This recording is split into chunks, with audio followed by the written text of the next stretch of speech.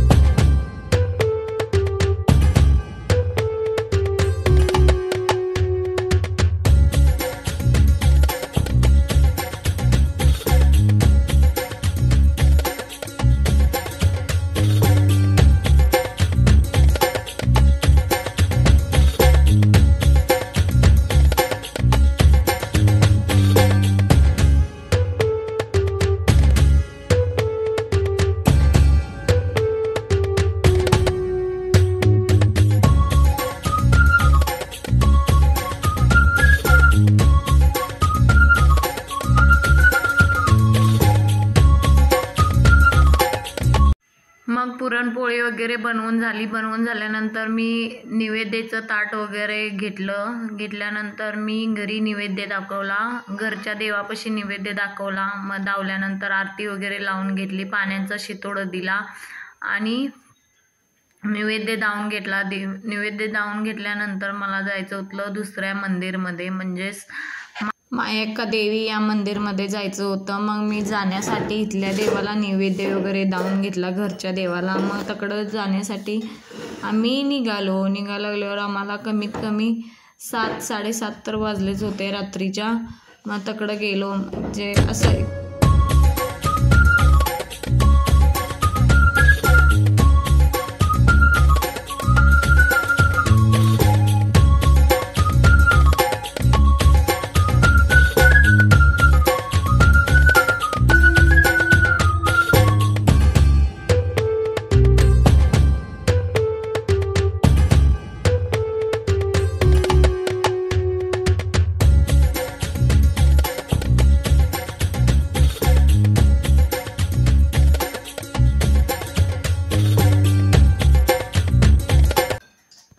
Finally आम्ही देवापाशी पोचल्यानंतर तबी पूजा वगैरे आवरून घेतल्यानंतर नैवेद्य वगैरे दावला. आरतीमध्ये तेल वगैरे टाकल्यानंतर आरती वगैरे लावून घेतली. नारळ वगैरे फोडून घेतल्यानंतर नैवेद्य दावल्यानंतर आरती वगैरे केल्यानंतर मग आम्ही दुसऱ्या मंदिरमध्ये गेलो. म्हणजे सतत एक दुसरं मंदिर आहे, त्या मंदिरमध्ये गेलो. तर पण आरती वगैरे लावल्यानंतर ते पहिलं मंदिर होतं ते म्हाकुबाईचं होतं आणि हे मंदिर आहे हे बिरोबाचं आहे. मग नंतर दत्त मंदिरमध्ये दावलं. नैवेद्य वगैरे सगळं झाल्यानंतर आम्ही गेलो बाळूमामा.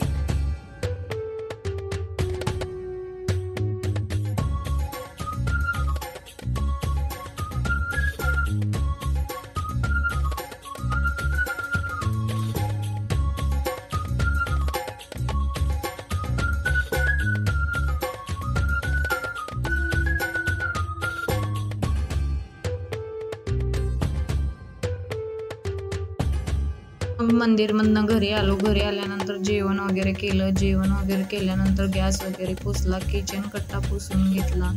मग भांडी वगैरे घासून घेतली. भांडी वगैरे घासल्यानंतर दुसरी दिवशी सकाळी उठल्यानंतर रुद्रला अचानक त्याच्या पप्पांची आठवण झाली. तर बघा कसा रडतो पप्पासाठी.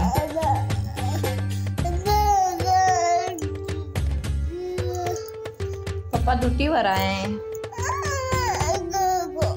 फोन उचलत नाहीत पप्पा. मग पप्पा नाही उचलत फोन. रुद्रला आली अचानक पप्पांची आठवण, त्यासाठी तो बघा कसा रडत होता. Bye bye.